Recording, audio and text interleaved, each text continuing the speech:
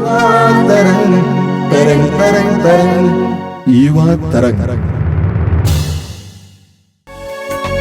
तेरे सामर्थ से भर दे यीशु, रहूं मैं तेरा सदा। तेरे सामर्थ से भर दे यीशु, रहूं मैं तेरा सदा। पवित्र आत्मा से भर दे मुझे, पवित्र रहूं सदा। तू छू ले मेरा प्रभु, तू छू ले मेरा यीशु, तू छू ले मेरा प्रभु, तू छू ले मेरा यीशु। हर मुश्किल को संभव करने वाला तू ही है मेरा खुदा। हर मुश्किल को संभव करने वाला तू ही है मेरा खुदा। हर बीमारी को चंगा करने वाला तू ही है मेरा खुदा। हर बीमारी को चंगा करने वाला तू ही है मेरा खुदा।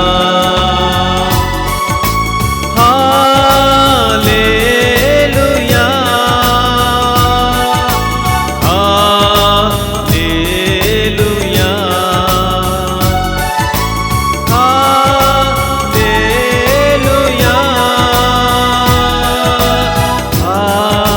हालेलुया। मेरे प्रिय युवा भाई और बहनों, आप सभी को जय यीशु। मैं फिर एक बार आप सभी को इस युवा तरंग कार्यक्रम में स्वागत करता हूं।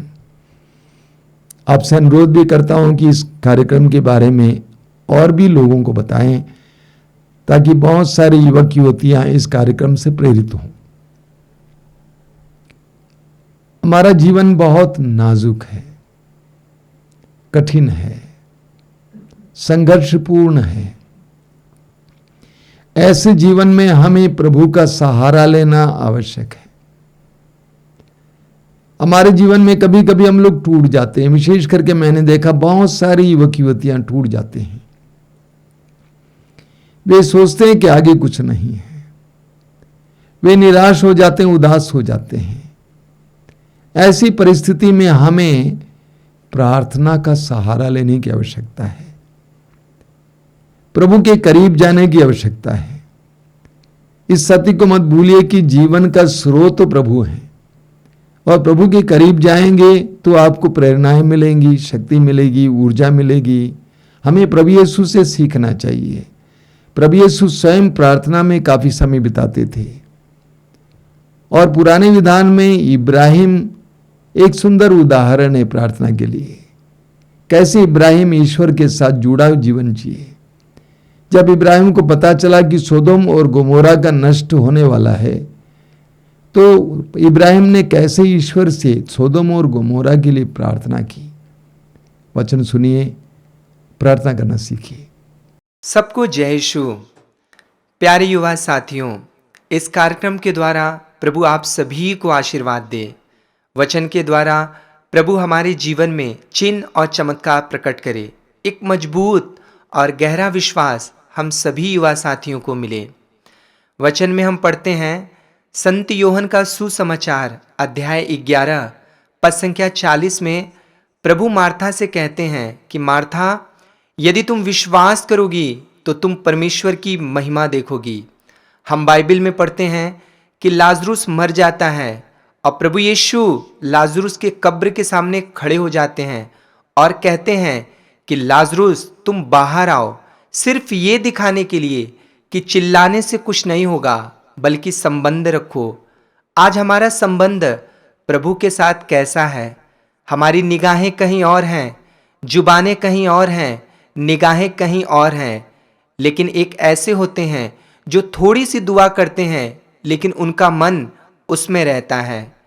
प्यारे युवा साथियों, मैं आज आप लोगों से पूछना चाहता हूं कि आज आपके जीवन में सबसे महत्वपूर्ण चीज क्या है? क्या आपने यीशु मसीह को अपनाया है? यीशु मसीह के क्रूस को पहना है, लेकिन यीशु मसीह से कोई लेन देन नहीं है? यदि आप एक लक्ष्यहीन व्यक्ति हैं, अगर आपको ये पता ही नहीं है कि जीवन की इंपॉर्टेंस क्या है, तो मुझे बताइए कि आप कहाँ जा रहे हैं? आपको क्या लगता है कि जीवन लंबा है? हम वचन में पढ़ते हैं, संत याकूब का पत्र अध्याय 4 पद संख्या 14 में प्रभु कहते हैं, तुम्हारा जीवन है ही क्या? तुम हो ही भाप के समान, आज हो कल दिखाई भी नहीं दोगे। जितनी बहनें घर में खाना बनाती हैं, क्या आपने देखा कुकर प्रेशर में से जब भाप निकलती है वह कितने समय तक आपको दिखाई देती है? मात्र कुछ क्षण के लिए। इससे पहले बड़ी देर हो जाए युवा साथियों, हमें जागने की जरूरत है। आज बहुत सारे युवा भाई बहन हैं जिनके लिए आज जीवन में सबसे महत्वपूर्ण चीज पैसा है। पैसा के लिए वे कुछ भी करने के लिए तैयार हैं। याद रखिए, आपके जीवन में सबसे महत्वपूर्ण चीज पैसा नहीं है, बल्कि आपके जीवन में सबसे महत्वपूर्ण चीज आपका परमेश्वर के साथ संबंध है।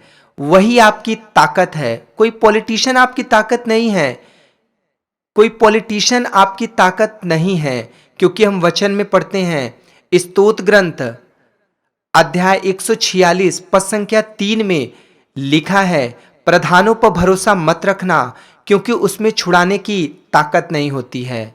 युवा साथियों, आज आपका जो संबंध परमेश्वर के साथ है वही आपकी ताकत है।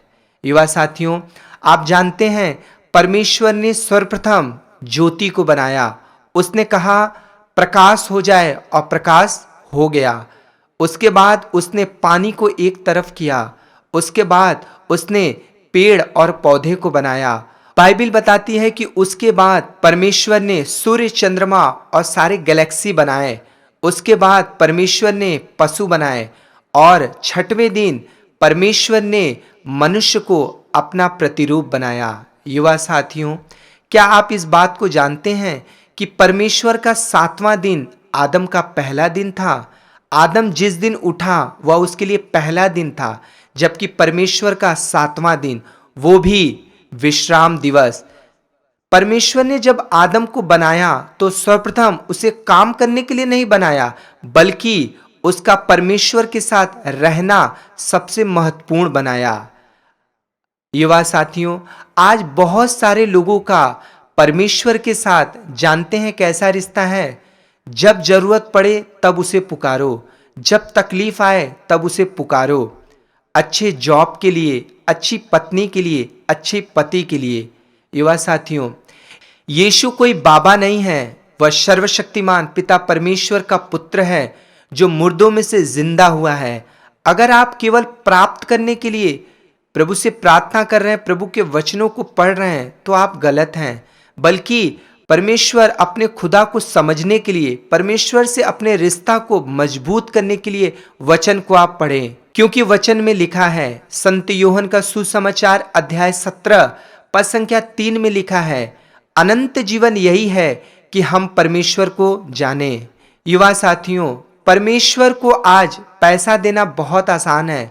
समय दीजिए, क्योंकि जितना अधिक आप प्रभु को समय देते जाएंगे उतना आप शुद्ध होते जाएंगे, पवित्र होते जाएंगे, और पवित्रता हमारा जन्मसिद्ध अधिकार है। युवा साथियों, प्रभु यीशु ने उस क्रूस पर एक बार भी ये नहीं कहा कि हे पिता मुझे दर्द हो रहा है, बल्कि उसने क्या कहा? उसने कहा कि हे परमेश्वर तूने मुझे क्यों छोड़ दिया? प्रभु यीशु को कोई फर्क नहीं पड़ा जब उसे मारा गया, उसके हाथ और पैरों में कीलें ठोके गई, उसके कपड़े फाड़ दिए गए, उसे यरूशलेम ले जाया गया, उसके ऊपर थूका गया, वह थूकी उसके मुंह पर लगी हुई थी। सारे सैनिक उसे, प्रभु यीशु को बीच में बैठाकर उसे मारते थे, पीटते थे और उससे पूछते थे, यदि तू परमेश्वर का पुत्र है तो बता तुझे किसने मारा? लेकिन प्रभु यीशु को फर्क कब पड़ा? प्रभु यीशु को फर्क तभी पड़ा जब प्रभु यीशु ने कहा कि हे पिता, तूने मुझे क्यों त्याग दिया। हम इब्राहिम और सारा के बेटे इसहाक की कहानी लेंगे।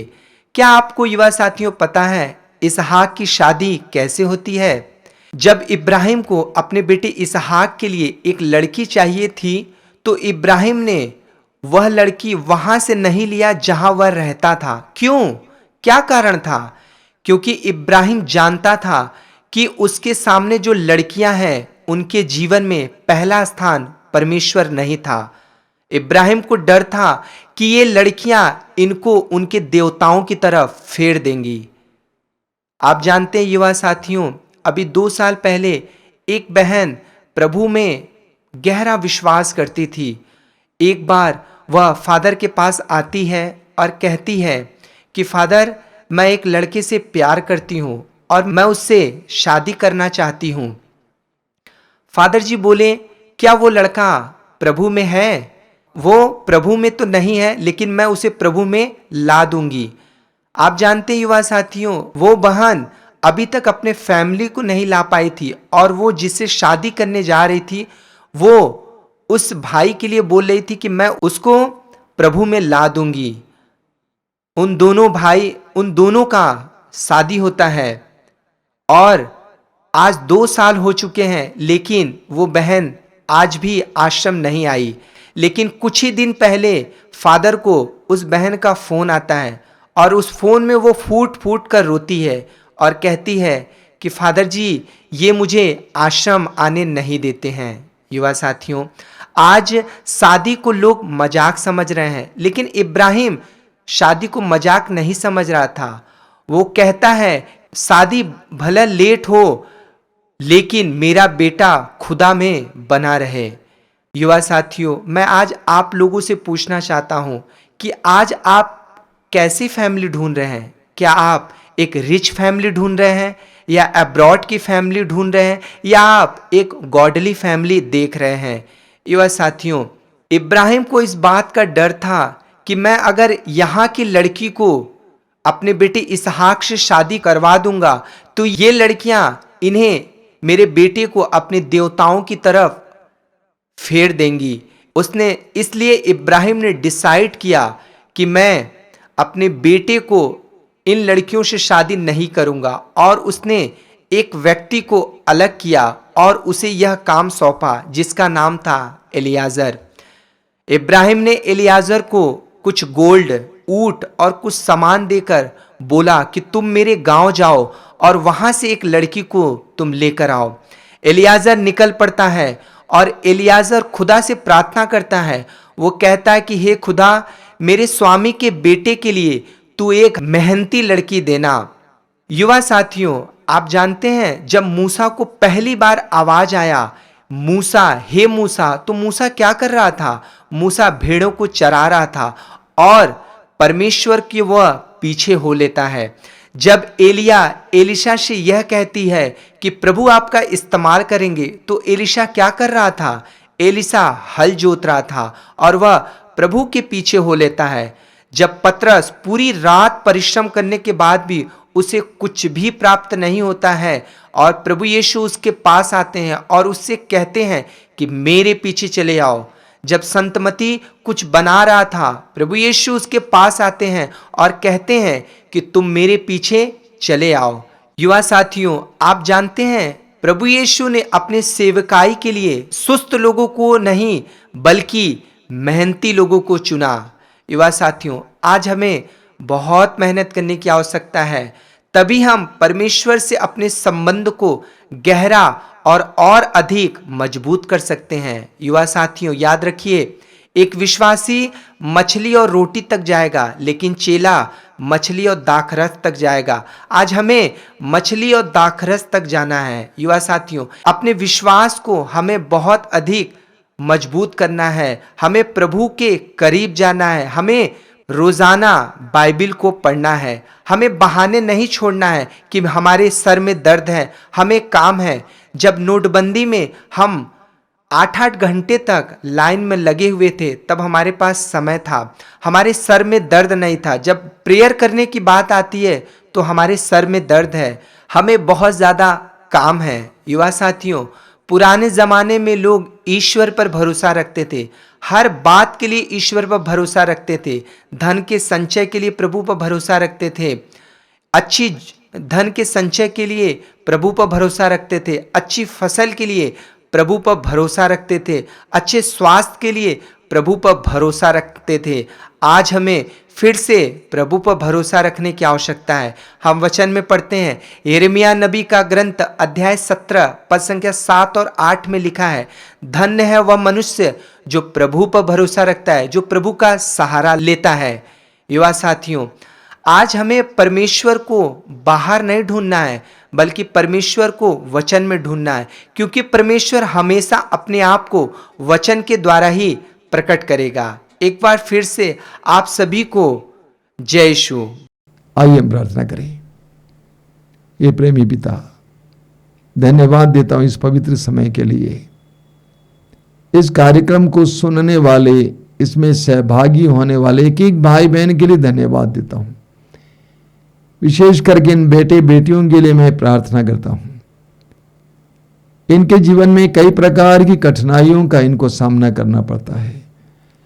प्रतिदिन इनके जीवन में थकाने वाले अनुभव, डराने वाले अनुभव, निराश करने वाले अनुभव होते हैं। ऐसे क्षणों में भी तेरे साथ जुड़ने के लिए, प्रार्थना में तेरे साथ जुड़ने और शक्ति और प्रोत्साहन प्राप्त करने के लिए कृपा प्रदान करना। सर्वशक्तिमान परमेश्वर, पिता, पुत्र और पवित्र आत्मा आप लोगों को आशीर्वाद प्रदान करें। आमीन। सबको जय यीशु। हाँ, मुझको तो छू ले राजा, धन्य मैं हो जाऊं। हाँ, मुझको तो छू ले राजा, धन्य मैं हो जाऊं। दिल के सिंहासन में बस जाऊं, सामर्थ्य भर जाऊं। दिल के सिंहासन में बस जाऊं, सामर्थ्य से भर जाऊं।